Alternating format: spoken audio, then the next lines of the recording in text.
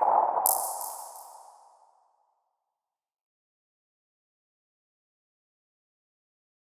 it's Mike from Process Expert, and we're down at BVE in London, and we're on the emerging stand, and I bumped into Colin Broad. Hi, Mike. Are you hovering here? Well, it costs money to have a stand, and if you've got your product on the stand, I hover close. Nice. So what have we got here? So this is our TMC1 remote control for now 4 monitoring systems. So which units does it work with? Because obviously it works with the Trinov Demon. This is our latest with the Trinov Demon. It works with the DAD, and originally it was designed for the XMON.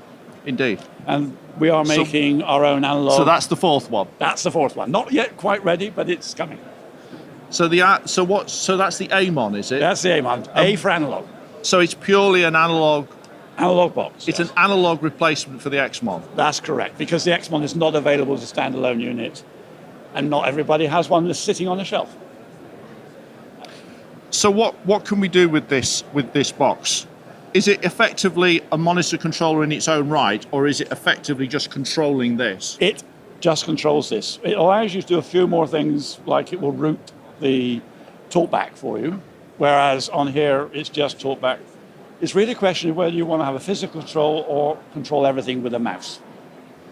I always like, if I'm working with picture, I want to be looking at the picture, not looking at a computer screen to control the monitor. Indeed, yeah. And there's also the tactile feedback of actually pressing the button. That's right, and it's much faster. You haven't got to change screens to access things and scroll down through screens. It's a little bit fast. It's for fast workflow.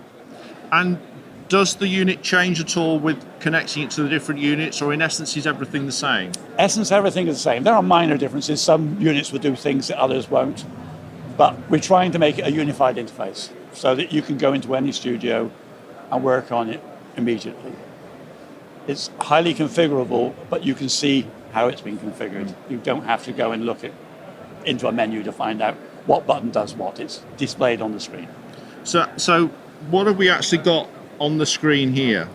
On this screen, you have your 8 channels, your monitoring channels, the input levels.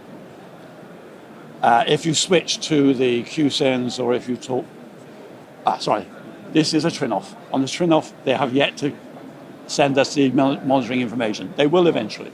On all the other systems, this is the monitoring information.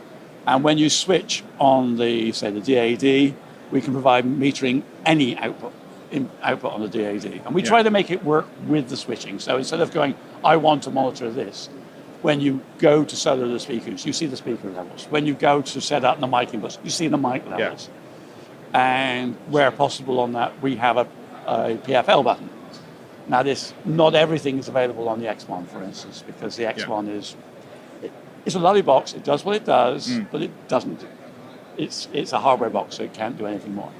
And presumably this is now on sale, available for people to get? Yep, available and working. We've got about, I think, 70 out there now. Yeah, because I see a picture on social media with it sort of inset into a nice wooden console. That's right, that was our first customer, Owen. Owen is very interesting. He runs a stereo studio. So although it's 8 track, and he actually sets up the other meters using the other inputs to monitor, so that even using an XMON, he can monitor the QSENs and other things. Yeah. And because the meters you can name the meters in the software, he's able to label them correctly. Nice. Which is a really nice usage. He also uses the HUI interface that we have on here, so that this knows when you're in record and when you're in playback. He actually uses GPIs to drive a real traffic light in the studio. So it's red for record and green for playback. And that also switches the auto playback, the auto mute on the the studio speakers. So it's a very flexible system. Our aim is to make a full big console monitoring system without the big console. And so what's the price for this? In the XMON version, it's £800, and in the Demon and the Trinov version, it's £1,200. Excellent, great. Okay. Well, thank you very much for your Thank time. you. Thank Much you. appreciated. Thank you, Mike. I hope that works for you. Lovely. That's Mike Thornton at BVE for Pro Tools Expert.